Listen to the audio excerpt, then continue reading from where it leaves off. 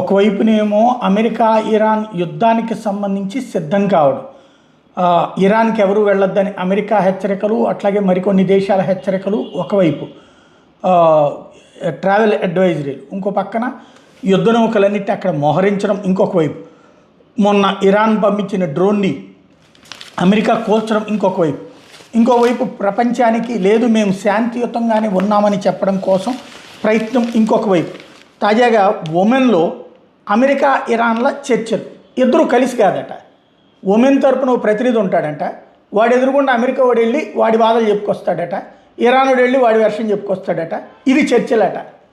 అంటే ప్రపంచానికి మేము శాంతి కోసం పాటుపడ్డామని చివరి దాకా చెప్పేటటువంటి పద్ధతి అనమాట. నాడు కురుక్షేత్రానికి ముందు రకరకాలైనటువంటి రాయబారాలు పెట్టి ఆ తర్వాత అయినా విఫలమైంది కాబట్టి కురుక్షేత్రం జరిగింది అన్నటువంటిది ఎవరికి వాళ్ళు చెప్పుకునే ప్రయత్నం చేశారు కదా కురు పాండవులు. అట్లాగనమాట వీళ్ళిద్దరూ మేము కరెక్ట్గానే ఉన్నాం, అవతలోడు తప్పు అని నిరూపించేటటువంటి ప్రయత్నం చేస్తున్నారు అన్నమాట.